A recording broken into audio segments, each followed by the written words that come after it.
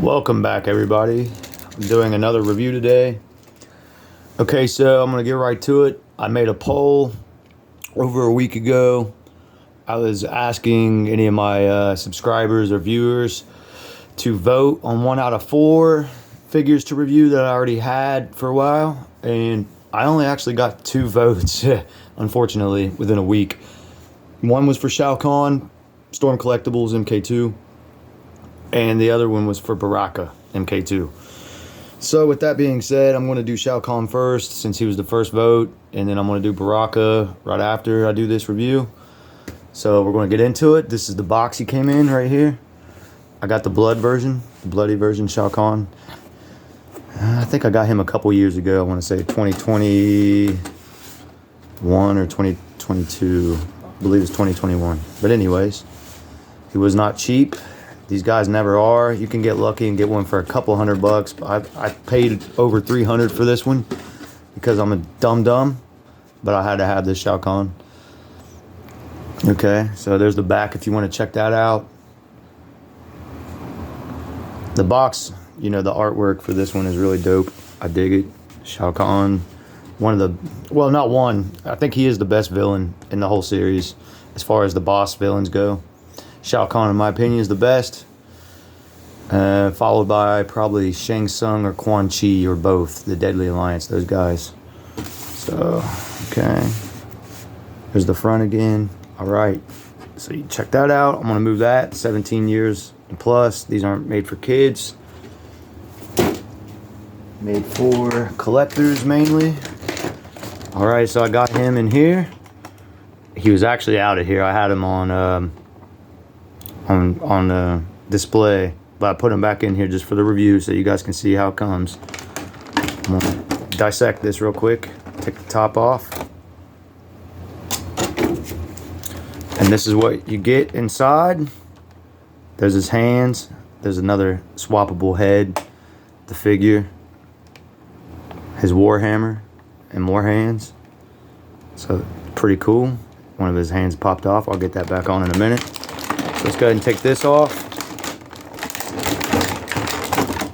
There he is. And underneath him, we have his badass throne. I always liked the throne in MK2. Really fucking dope. And they're coming out with a new Shao Kahn figure this year for Storm Collectibles, which I'm pretty stoked about that. Yes, I'm going to get it. Gotta get it. I'm gonna get it with the throne, the MK9 throne. It's the MK9 Shao Kahn. And if you're wondering about this diorama here, I made this actually. I know it doesn't look like anything that great, but I'm not really into making dioramas. I would like to. I just made this one night on a whim. I usually buy a diorama if I want it, but I made this for his throne, literally. The background is from MK9, his arena. That's from a MK9 box that I bought. So, check that out. Okay. This is one of my displays though. That's where I keep this Shao Kahn. I may change it for the MK9 Shao Kahn when I get him. I actually sold the miniature Shao Kahn and his throne that came with this just because I wanted to get some more money for basically more figures.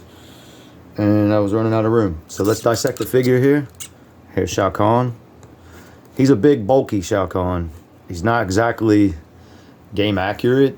The guy that played him was a bodybuilder. He's a pretty big guy, but this one is like, he's like Thor. He's huge. So let's get a close up. Nonetheless, I think the figure is very well done, and it works for me with my Storm Collectibles. You know what I mean? He just works. It's hand candy, you know. You hold this figure, you want to fucking toy around with him and get him in poses, beating people and commanding his respect.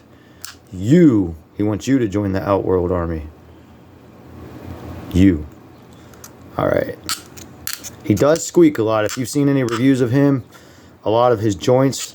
He's one of the earlier Storm figures, released around 2017 or 18, and I wasn't collecting them back then.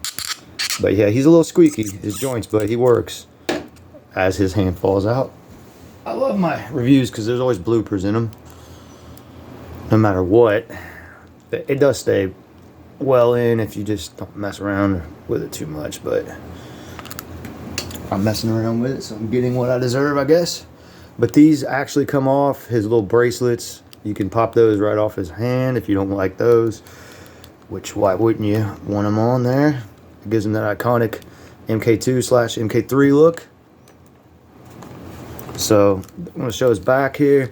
The material, this, I don't know, kind of bondage looking look, or warrior Conan the Barbarian look. This type shit.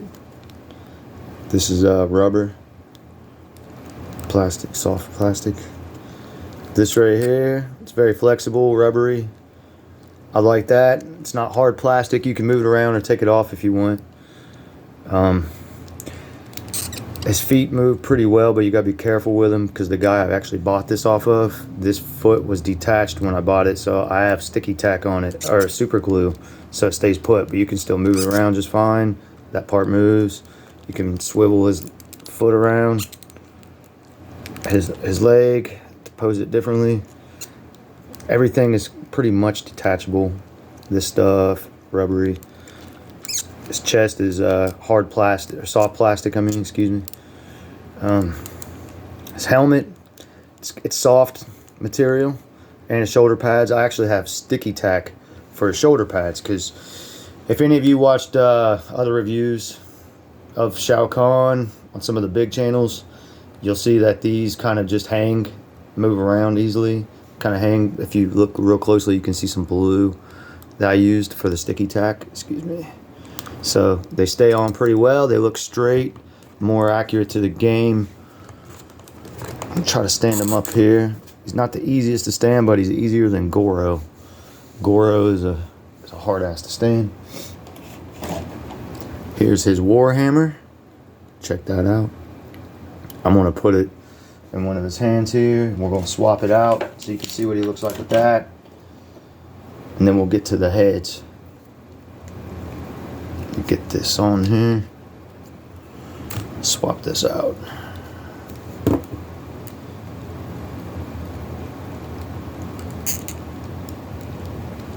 The hammer has some weight to it, so you really got to get the hand on there good, or else the hand would just pop off like it did. I'm getting a little frustrated right now because it wouldn't be a review if I didn't on camera have, you know, bullshit happen, because things usually don't go my way when I'm on camera. It's never smooth as I'd like it to be. Dude, this fucking hand. You just got to be patient with me, y'all, because I gotta get this hand on there nice and tight, because it don't want to fucking stay. Excuse my French, I don't give a fuck. I'm cursing in this review. It's not for kids anyways. I don't make my videos for kids, so if you're a kid, go somewhere else and watch videos. This ain't the one.